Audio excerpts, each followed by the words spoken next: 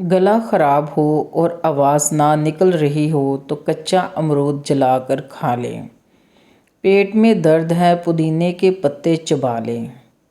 کہہ نہ رکے ایک چٹکی زیرہ پھونک لیں۔ سر میں خشکی ہے سرسوں کے تیل میں دہی یا انڈا مکس کریں اور لگائیں۔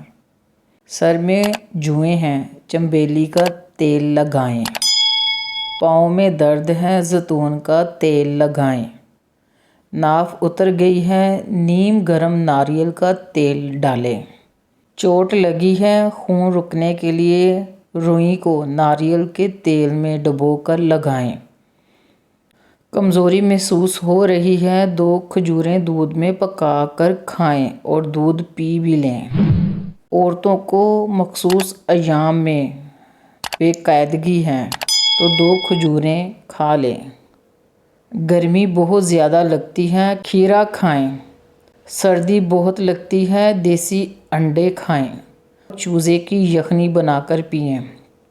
پیشاب کرنے میں جلن ہوتی ہے کچی لسی نمک ڈال کر پئیں یا تربوز کھائیں۔ کھانے کے بعد بھاری پن محسوس ہوتا ہے لیمن کے قطرے پی لیں۔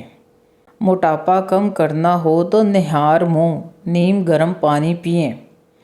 رنگ گورا کرنا ہے تو ابٹن میں عرق گلاب مکس کر کے چہرے پر لگائیں۔ 20 منٹ بعد چہرہ دھو لیں۔ کان میں درد ہے سرسوں کے تیل میں لونگ جلائیں اور اس میں روئی اوپر سے تر کر کے کان پر لگا لیں۔ آنکھوں کی روشنی تیز کرنی ہو تو گاجر کھائیں۔ یادداشت کمزور ہے تو بادام اور اخروٹ کھائیں۔ لوز موشن ہو تو کیلے پہ زیرہ لگا کر کھائیں۔